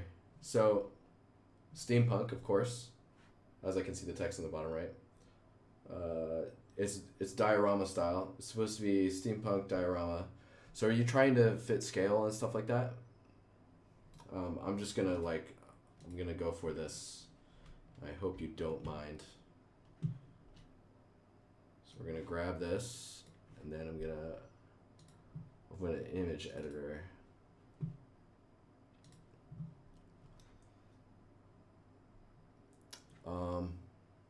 So steampunk pipes tend to be super crazy, right? I would say, whoa, that's a weird one. We'll give it a friendly green. There you go. More pipes. Like one here and one here. Oh, I don't like that red. Again, we need the friendly green. More pipes here. Super cool. Maybe little nozzles and stuff on this. Cause like steampunk, it gets really crazy, right? Other than that, I mean, this is supposed to be like a gate, right? It looks like it. It looks like a gate, some type of opening system with the gears and stuff. The gears are super cool looking. The one thing I would ask yourself, like we think about this a lot at work, is man, what's the word for it? Like labeling or humanizing what it is that you're looking at. So like, I wonder if I can. That's it. I'm getting the Wacom out.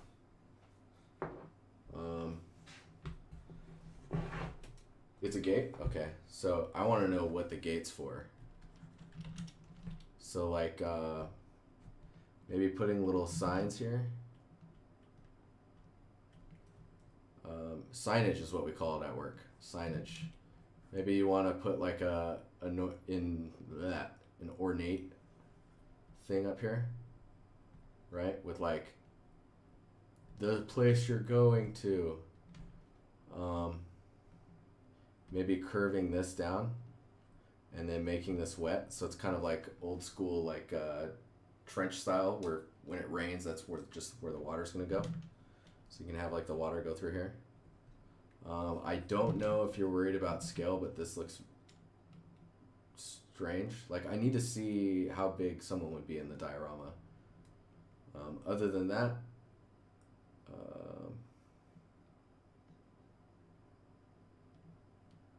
oh, interesting. So if there's a police officer that's supposed to guard the gate, maybe he needs like a little steampunky booth.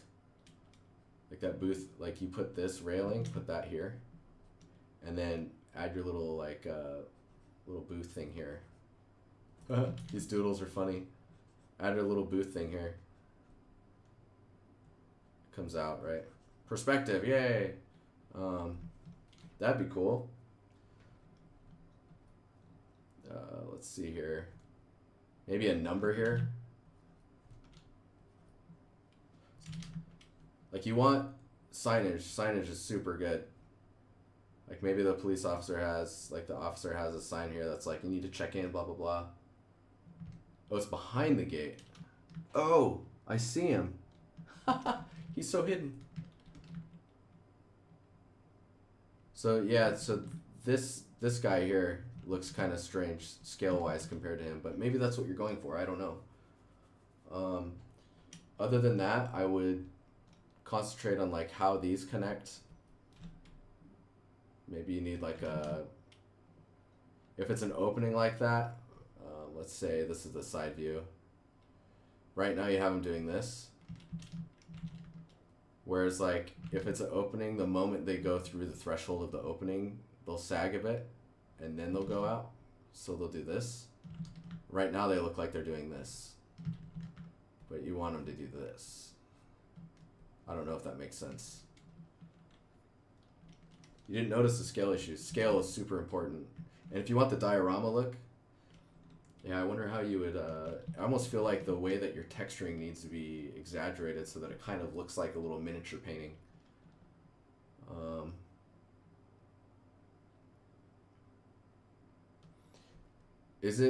I don't know if it's weird to you. It feels odd to me that, oh, this is cool. I notice you're texturing it in Substance because you're using the galvanized filter on top of the metal.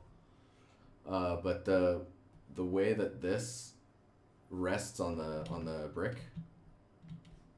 this stuff, it's really strange to me. It's like they built it with the brick in mind. So like they built this structure and then they laid brick inside of it. This is all super, super small stuff though. Like I would say the biggest thing to do is scale. And the guard, I would put, if you want the guard to be present, the guard needs to be in the front. Because, I mean, that's kind of, it becomes the focus of like what you're looking at here.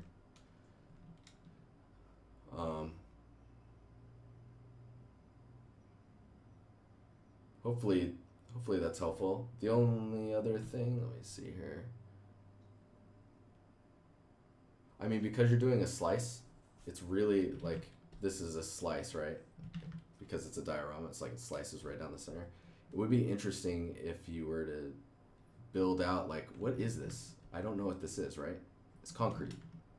Maybe putting like vents here, like a little drain, like the street vents that you see. Maybe you put a little peak window here. And then here you open this up. Let's see if I can draw. Open that up, right? And that goes in. And then you can see like, even though you've sliced it, we kind of build off of that lore, you can see like the dripping from the opening. Like maybe like water's going through there and that's more of a reinforced pipe.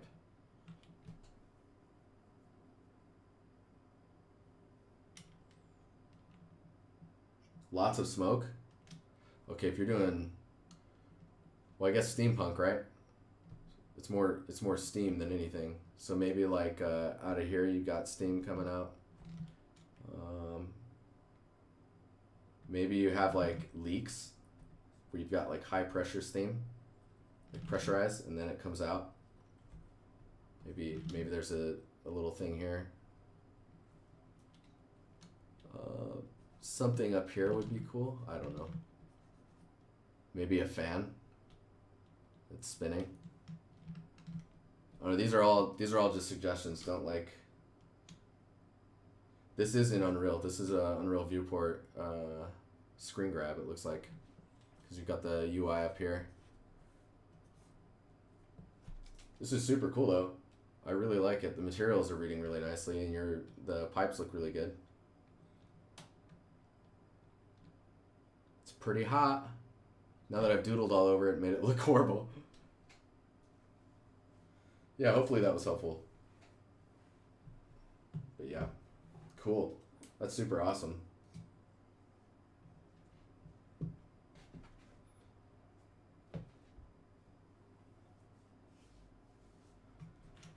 I have a big fan with a light behind it. Yeah. Later, Fear. I'll be heading out here in a minute too. But yeah, hopefully that was all helpful now that I've doodled all over that and made it kind of look crazy.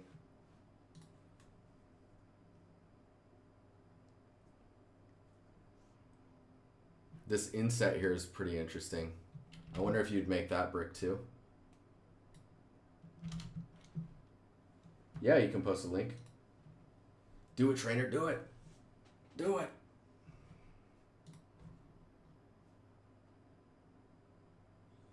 You guys are all just hanging out. This is so cool.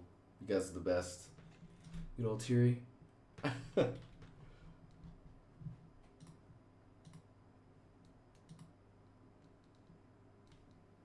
Wow, my subscriber count on YouTube went up by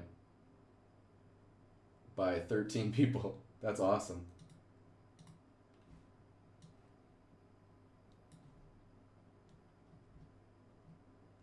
Oh man. Steampunk Pinterest. Hopefully I don't get anything terrifying that I can't show on YouTube. Posting an ArtStation link above with different blockouts. Where's that at? Where is that at?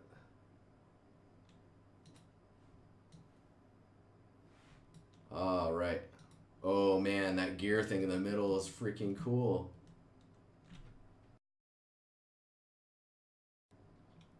That's super cool, man.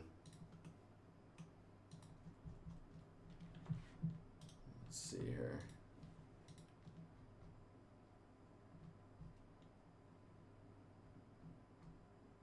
Yeah, see, your light here looks better. Like it's taller. It seems more in line with the scale. It's a little narrower in the light. That's good.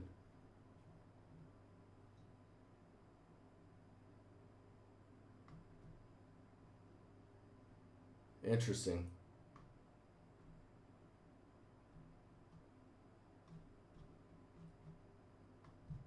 I'm interested in the orb thing with the electricity. Maybe that the detail that I was talking about, this thing right here, that could be the cog, right? And then you have like the like district 27 or something under there. Is it the same size? Maybe it's just the angle. The top of the light is definitely feels wider to me.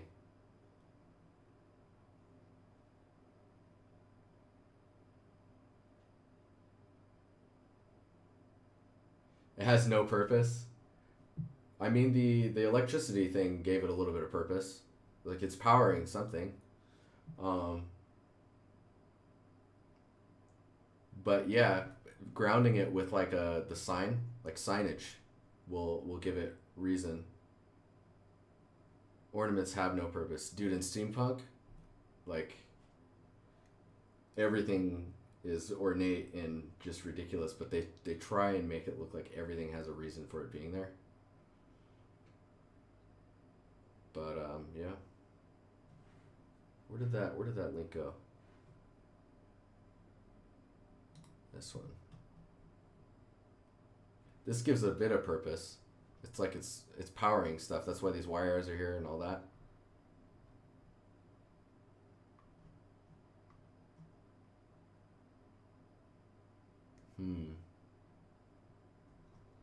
Yeah, I feel like it needs a sign. I want to know what this gate is for. Why is there a guy guarding it? The story. I want to know the story. The struggle. Anyways, this is cool. Super cool. I look forward to seeing more. But okay, guys. It's time for me to roll out. If you haven't already, you can follow me on Twitter. It's just it's at DiNusty. You can follow my Twitch. I have a Discord if you guys are interested in the Discord. I don't know if you fancy that. Where are we at here?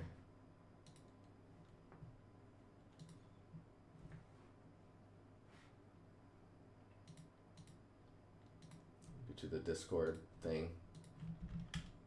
There's that.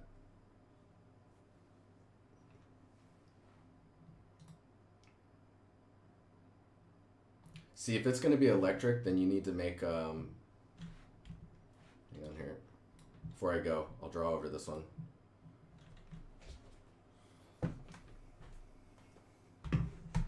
You have to have a reason why it's connecting to the pillars instead of the cog with the electricity thing in it. So like you have the electricity thing in here. Maybe you have like these points here that the electricity is like jumping to. This probably needs to turn into some type of I don't know, Tesla thing that's got connectors to it, which grounds your wires coming out of it. And then you can have like the electricity leaping from here to there, and yeah. Thanks for hanging out. You guys make this stream awesome because there's people here to chat with and discuss things. It's not just me making art. Anyways, I'll look into this corner piece. Maybe I'll just have this by next Tuesday. Until then, we can just stare at this and be like, yes, we've achieved something. Alright, guys.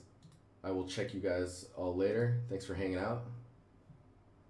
I will see you on the next stream. This will be on YouTube probably within the hour. I'll link it out on my Twitter as well. Alright, guys. Later.